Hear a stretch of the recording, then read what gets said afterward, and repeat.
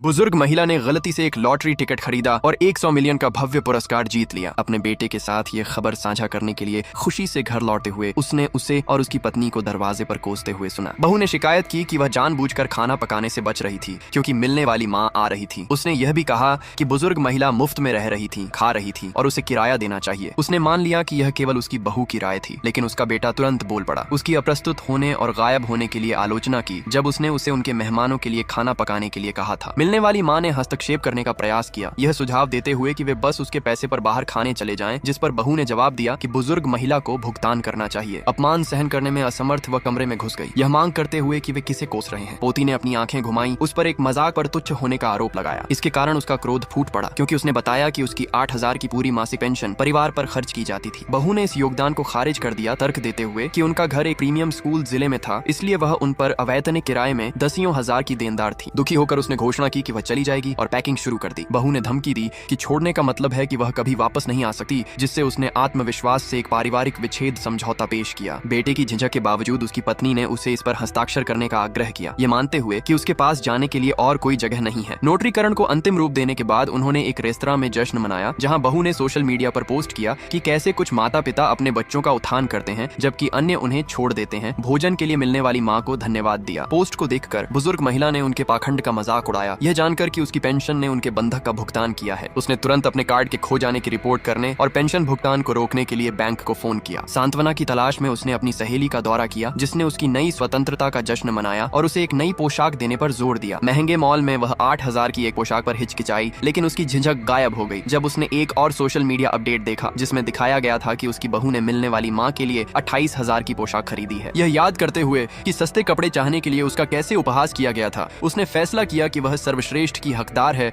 और एक शानदार पोशाक की कोशिश की। संयोग से बेटे का परिवार उसी मॉल में था और उसके पास आया, उनका पीछा करने के लिए उसका मजाक उड़ाया और चेतावनी दी कि वे किसी भी महंगे कपड़े के लिए भुगतान नहीं करेंगे। उसने पलटवार किया कि वह वैसे भी उनके पैसे खर्च करने का जोखिम नहीं उठा सकी क्योंकि वे मुश्किल से उसे महीने में 500 देते थे, जबकि शानदार भोजन की मांग करते थे। बेटे ने शर्मिंदा होकर दावा किया कि उसके व्यावसायिक उपक्रमों ने उसे कर्तव्य के लिए बिना पैसे के छोड़ दिया, जिसे उसने अपनी सास पर उसके शानदार खर्च को इंगित करके उजागर कर दिया। मिलने वाली मां ने शांति के दिखावे में उसे पोशाक की पेशकश की, लेकिन बहू ने उसे मना कर दिया, यह चाहते हुए कि वह रजिस्टर पर खुद को अपमानित करे। प्रेरित होकर उसने सेल्स पर्सन से 2 लाख से अधिक के कई परिधान पैक करने की मांग की। घबराई हुई बहू ने अपने पति को भुगतान करने पर तलाक की धमकी दी, जबकि उसने हताश होकर अपनी मां से आइटम वापस करने की गुहार लगाई। जैसे ही सेल्स पर्सन ने भारी कुल की घोषणा की, बहू ने उस पर उन्हें कर्ज में धकेलने की कोशिश करने का आरोप लगाया। जवाब में उसने अथक निंदा के लिए बहू के चेहरे पर थप्पड़ मारा, अपना बैंक कार्ड निकाला और आत्मविश्वास से बिल का भुगतान किया। एक सफल लेन देन की बीप के साथ स्तब्ध परिवार को चुप करा दिया।